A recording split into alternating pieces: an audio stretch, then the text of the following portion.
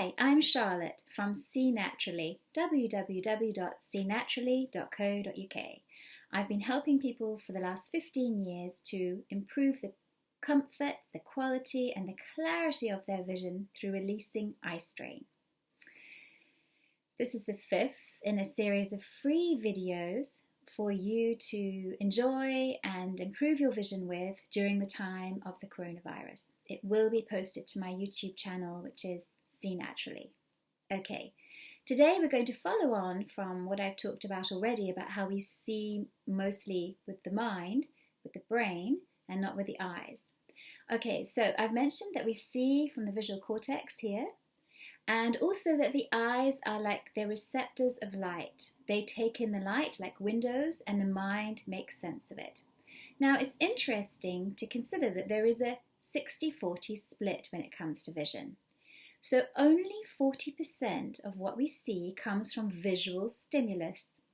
All the rest, that's 60%, is from non-visual stimulus. 60% of seeing is from non-visual stimulus. That means it's from the sense of taste, of smell, and of hearing, and of touch. So these things help us to see.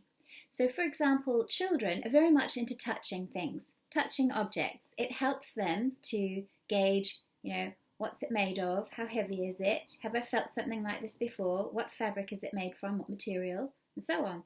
And as we become adults, we encourage children not to touch.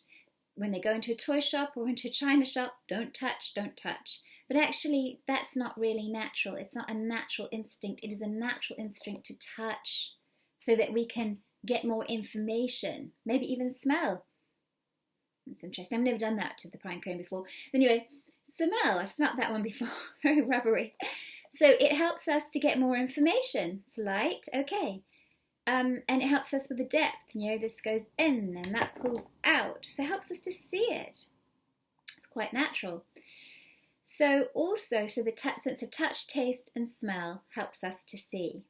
There's also two more things which help us to see.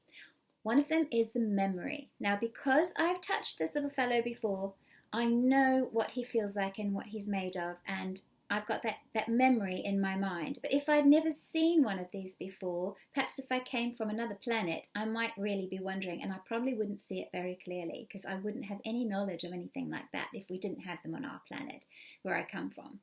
But because I have seen and played with many things like that, you'll see I've got a few more up there, I have an idea as to I really do have a good familiarity with this kind of thing. I've got lots of memory files in my mind which kick in and help me to see it clearly. The same thing with pine cones. If I'd never seen one before, I doubt I'd really see it as clearly as I do now because I have so many memory files in my brain about pine cones of all different shapes and sizes.